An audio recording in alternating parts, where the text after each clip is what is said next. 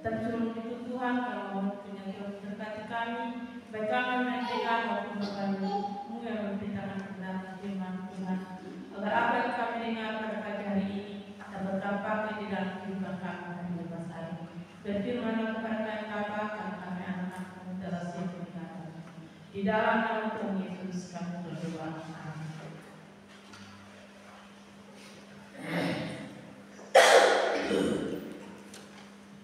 Jemaat Tuhan yang terkasih, kita sama-sama membaca kita di dalam kitab Kisah Para Rasul pasal yang pertama ayat 15 hingga ayat 26. Matius dipilih menggantikan Yudas. Pada hari-hari itu berdirilah Petrus di tengah saudara-saudara yang sedang berkumpul itu, kira-kira 120 orang banyaknya, lalu berkata, "Hai saudara-saudara, haruslah kenal nas kitab suci yang disampaikan Roh Kudus dengan perantaraan Daud tentang Yudas, pemimpin orang-orang yang menangkap Yesus. Dahulu ia termasuk bilangan kami dan mengambil bagian di dalam pelayanan. Yudas ini telah membeli sebidang tanah dengan upah kejahatannya, lalu ia jatuh terselupuk dan perutnya terbelah sehingga seisi perutnya tertumpah keluar.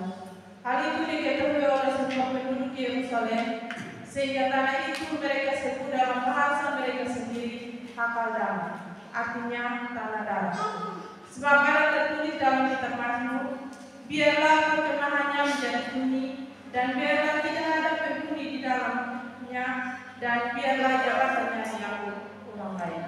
Jadi harus ditambah pada kami seorang dari mereka yang senantiasa dapat berkumpul dengan kami selama Tuhan Yesus bersama-sama dengan kami, yaitu mulai dari baptisan Yohanes sampai hari Yesus terangkat ke surga meninggalkan kami, untuk menjadi saksi dengan kami tentang kebangkitannya.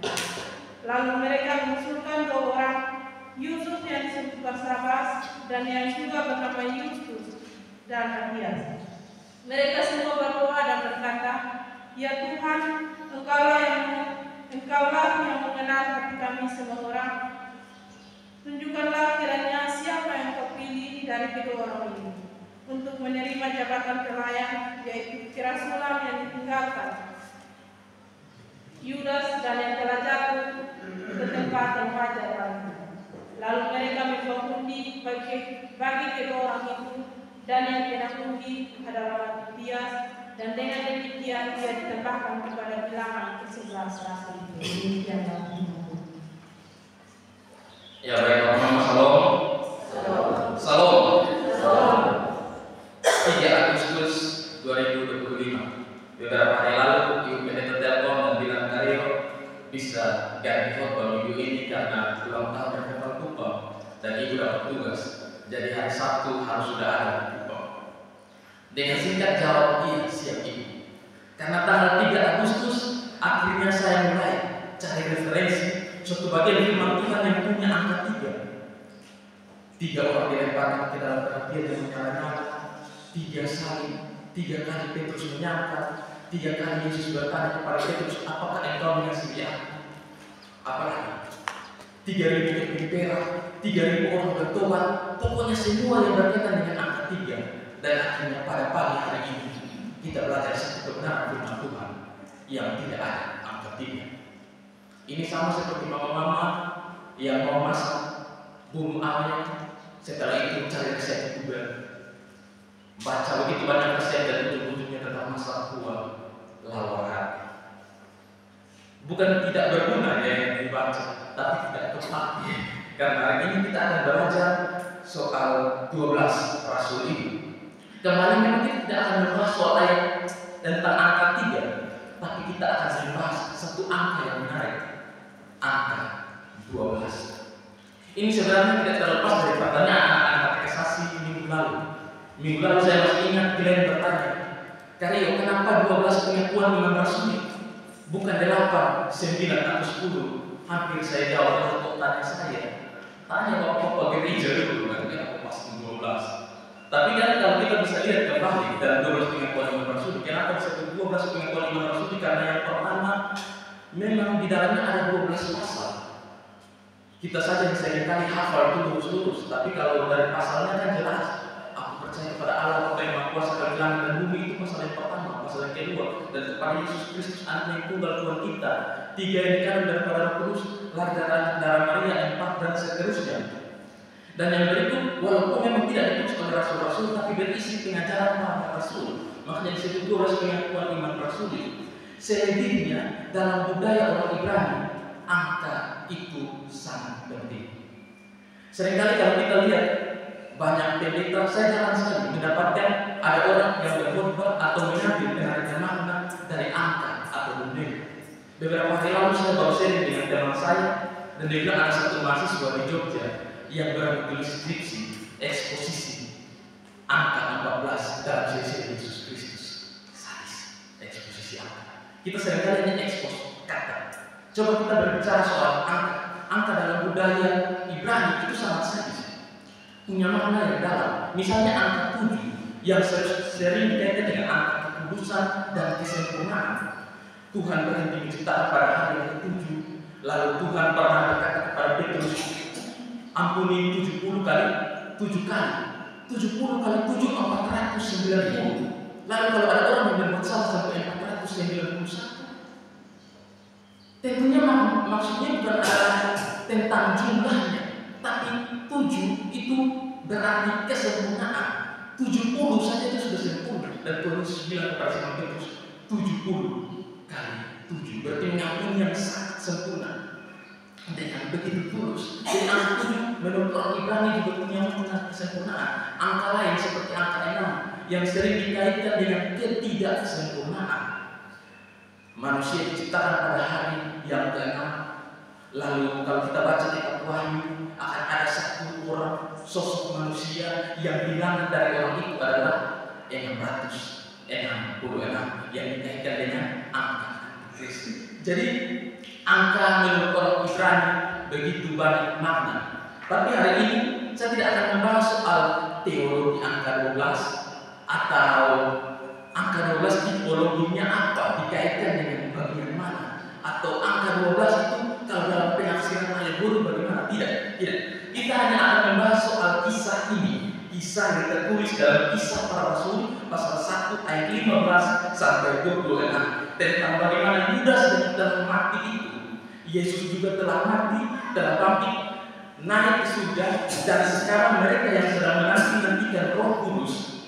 Tiba-tiba di antara kurang lebih 120 orang, Petrus berdiri dan berkata, kita harus memilih seorang di antara mereka untuk melengkapi bilangan yang ke-11 ini supaya apa? Supaya genap 12. Dan tema kita pada pagi hari ini adalah genap 12.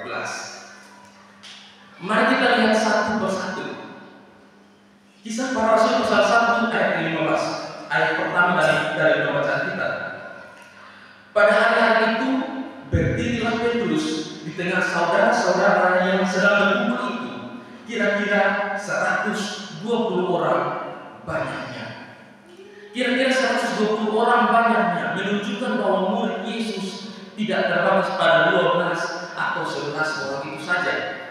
Ini misalnya seperti kloter. Jadi 12 itu masuk dalam kloter pertama, dan yang lainnya itu sebenarnya kloter berikutnya.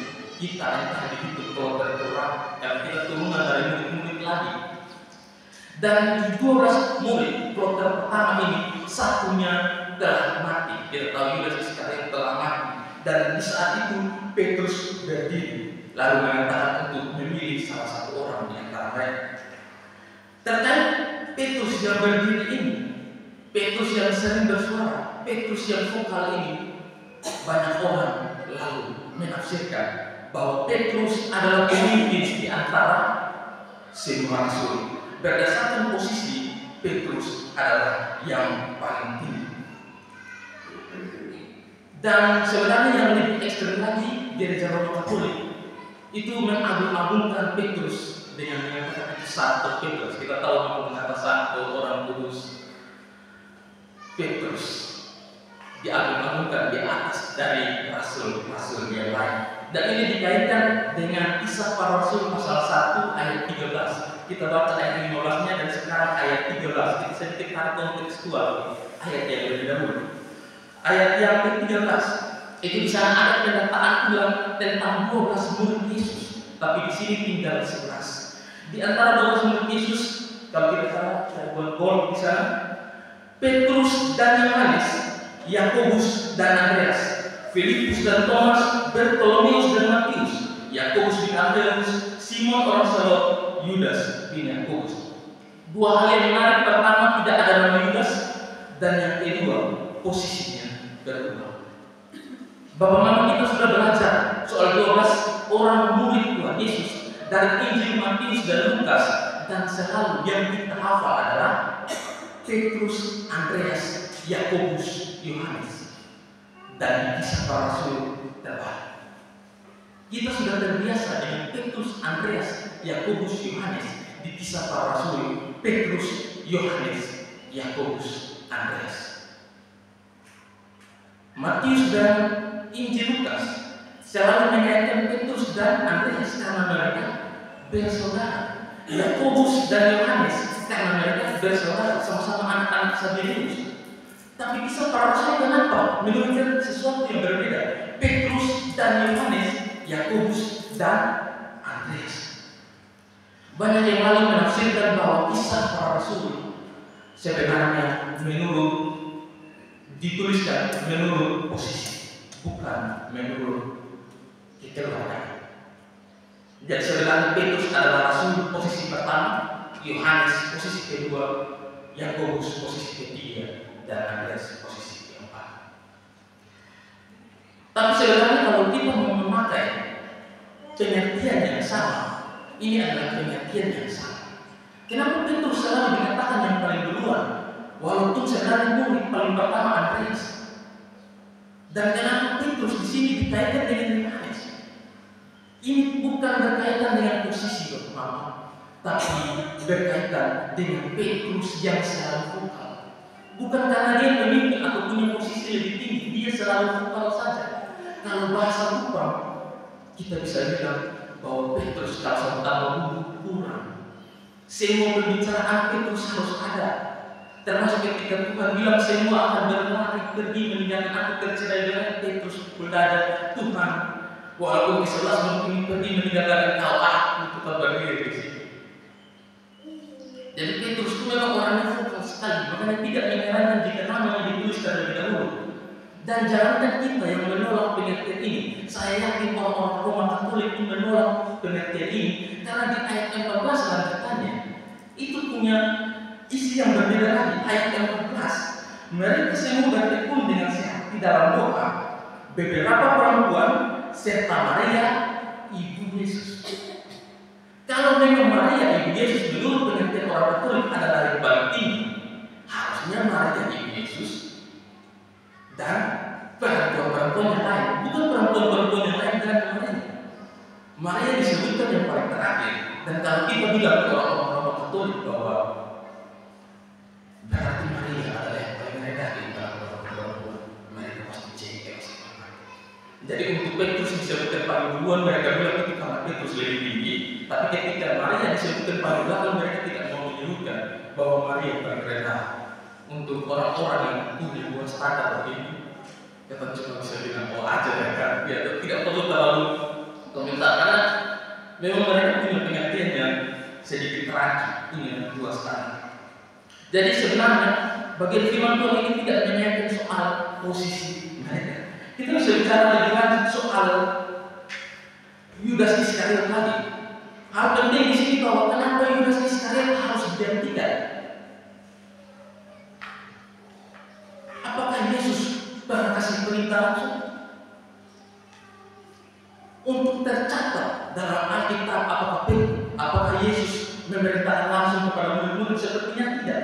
Tapi jika kita berpikir berandai-andai, sepertinya bisa iya. Karena Yesus menampakkan diri cukup lama di bumi sebelum dia naik ke surga. Dan juga ketika dia mau naik ke surga, ada beberapa kata atau pesan-pesan yang disampaikan kepada murid-murid. Kalau kita lihat bisa ada perbedaan. Dalam Matius pasal 28, Yesus bilang di sana, pergilah, jadikanlah semua bangsa muridku, baptislah mereka dalam nama Bapa, Anak dan Roh ketahuilah aku menyertai engkau senantiasa sampai kepada akhir zaman. Dan kalau dalam kitab yang kita baca, Kisah Para Rasul pasal 1, malah isinya beda. Yesus ketika mau naik ke surga, Yesus bilang, engkau akan menjadi saksi di Yerusalem, Yudea, Samaria, dan sampai ke ujung bumi. Berarti yang tercatat ini adalah kurang, bahwa Yesus sebenarnya mengatakan lebih banyak. Tapi ini hanya aneh-aneh. Ini aneh-aneh saja. Tapi kalau kita mau melihat ayat yang pasti, kita bisa kembali melihat pembacaan kita. Kisah Para Rasul pasal 1 ayat yang ke-20. Sebab ada tertulis dalam kitab Mazmur, biarlah perkemahannya menjadi sunyi, biarlah tidak ada penghuni di dalamnya, dan biarlah jabatannya diambil orang. Dan sebenarnya Mazmur ini berkaitan dengan Mazmur pasal 109 ayatnya yang ke-8. Mazmur 109 ayat yang ke-8, biarlah umurnya berkurang, biarlah jabatannya diambil orang. Jadi memang sudah punya nubuat dari zaman perjanjian lama bahwa Yudas harus diganti, jabatannya harus diambil orang. Makanya ketika kita baca kembali bagian ini ayat 21, ternyata mereka tidak bisa memilih sembarang orang. Ada syaratnya. Syarat yang pertama di ayat yang ke-21. Jadi harus ditambahkan kepada kami dari mereka yang senantiasa berkumpul dengan kami selama Tuhan Yesus bersama-sama dengan kami.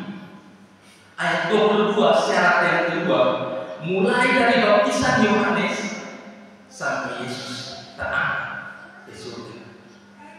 Jadi syaratnya cuma dua, orang yang bersama-sama dengan kami supaya bisa jadi saksi, dan dia harus sama-sama dari Yohanes membaptis Yesus sampai Yesus terangkat ke surga. Dan akhirnya dipilih dua orang.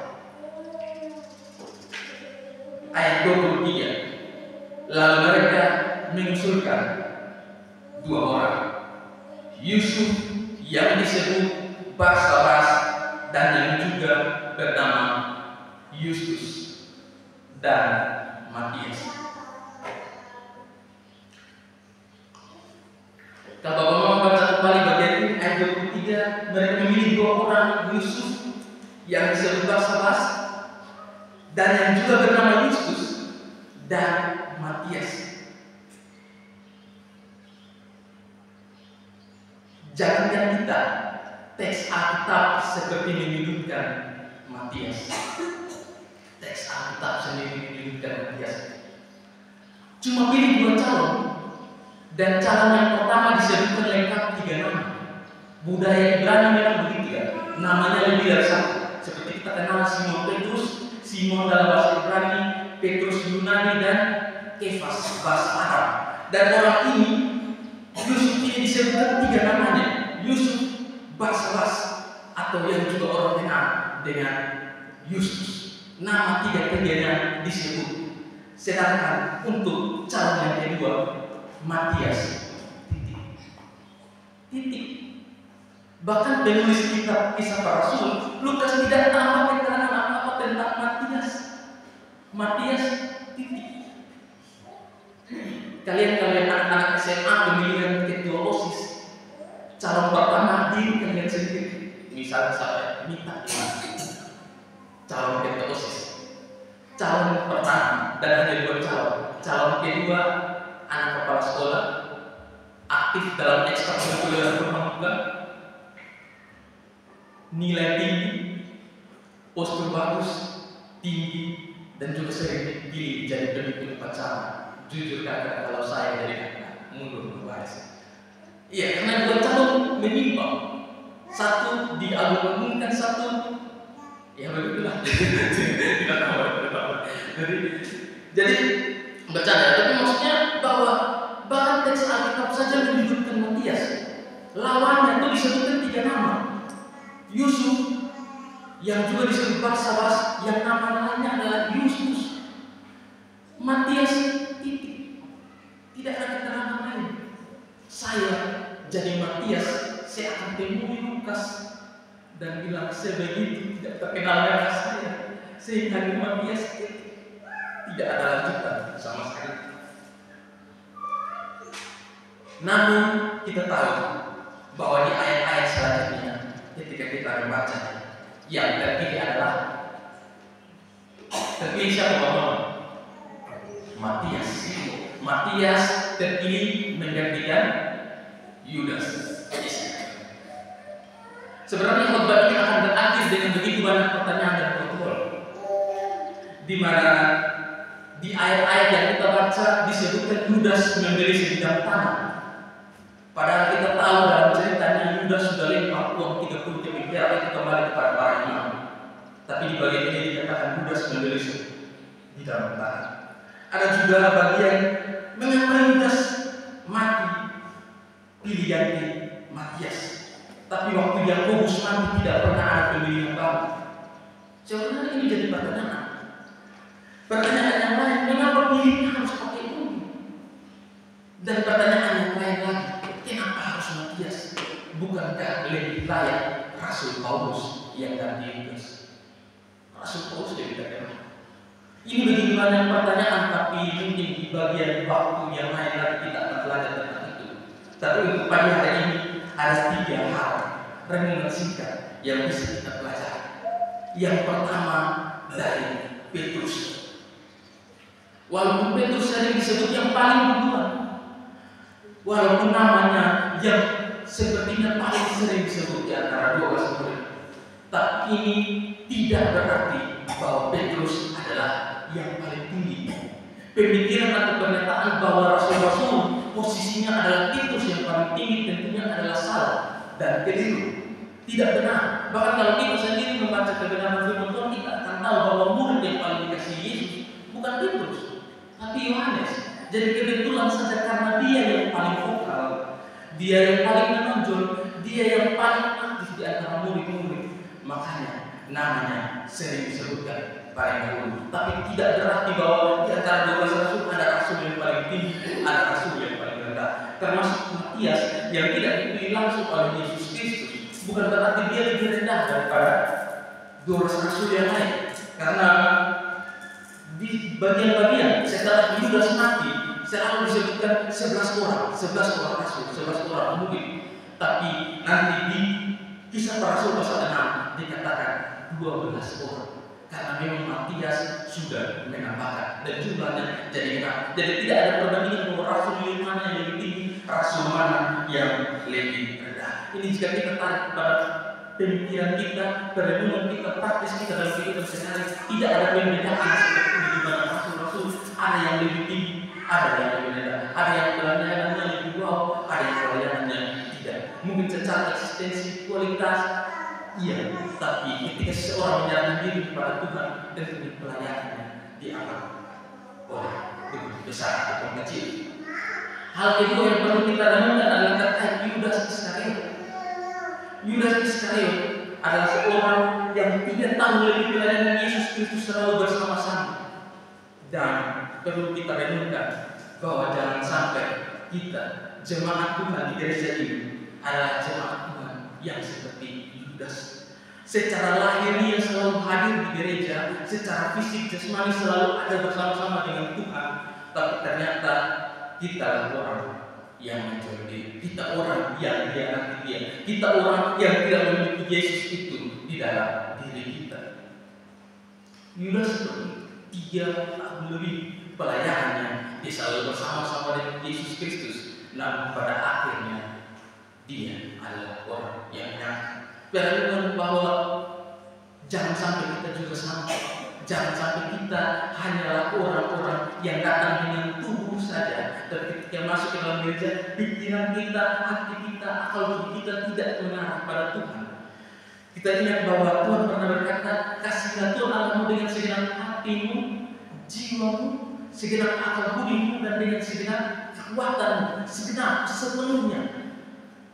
Jangan sampai kita hanya menyembah Tuhan dengan tubuh saja, bukan dengan hati. Dan yang ketiga, soal Matias. Bahkan teks Alkitab sekali lagi, bahkan teks Alkitab menyebutkan dia dan calonnya diberikan keterangan lebih banyak. Yusuf, Barsabas, Yustus, 3 nama yang disebutkan, sedangkan Matias hanya 1 nama, tanpa keterangan atau embel-embel lain. Tapi tetap Matias yang bisa kita renungkan bahwa mungkin kita berada di tengah-tengah orang-orang yang lebih wow di mata dunia, lebih wow di mata masyarakat, lebih wow secara sosial, tapi di mata Tuhan melihat dengan cara yang berbeda. Dalam keterangan firman Tuhan Matius seolah-olah sudah disebutkan terakhir lagi, lawannya disebutkan duluan dengan keterangan lebih banyak, sedangkan Matius hanya dengan nama saja. Tapi yang terpilih tetaplah Matius, menunjukkan bahwa Tuhan melihat orang dengan kedalaman hati yang berbeda-beda.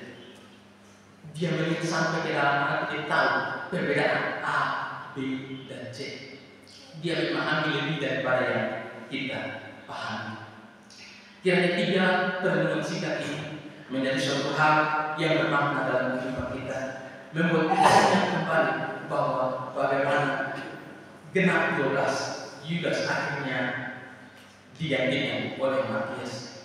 Percayalah kepada Yesus Kristus dengan sungguh-sungguh, supaya kita bukanlah jadi orang seperti Yudas yang hanya mengasihi Tuhan dengan jasmani, yang hanya ikut Tuhan secara lahiriah, tapi tidak seutuhnya dengan jiwa, hati, akal budi, dan kekuatan. Tuhan memberkati kita semua. Mari kita berdoa.